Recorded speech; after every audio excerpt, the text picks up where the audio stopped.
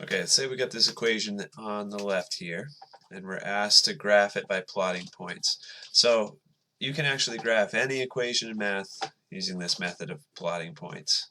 Yeah, later on, when the equations get more complicated, you can still graph it using this method. So make yourself an x and y table, and then you can choose whatever number you want to plug in for x. So I like to start with 0 because that means 3 times 0 is going to make 0. And then finish solving the equation for y.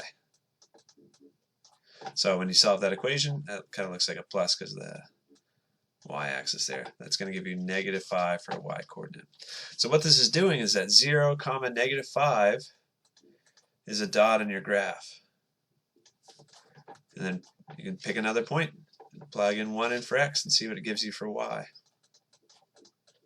So if you do that out, 3 times 1 is 3, 3 minus 5 makes -2, so at 1 on the x, -2 on the y, there's another dot.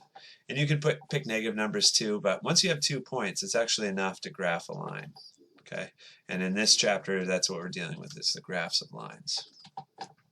So another thing they're going to ask you to do is graph using the x and y intercepts. And so let's say we have this equation here.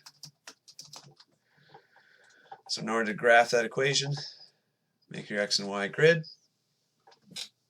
And then for the x and y intercepts, before we actually graph this one, let's just make another graph of the line here. Let's make this graph. Look, this is an x-intercept where it crosses the x-axis. And x-intercepts have a special property that there's an x number, but then the y number is always 0. Like if you make another graph, the graph of a line, this is the x-intercept, it's at 0 on the y-axis, right? So x-intercepts, you can find them really easy by just plugging in 0 in for y. Kind of what we were doing in that other equation. And that's nice because when you plug in 0, then 0 times anything is 0, so this whole thing is nothing. You're left with just 8x equals -24.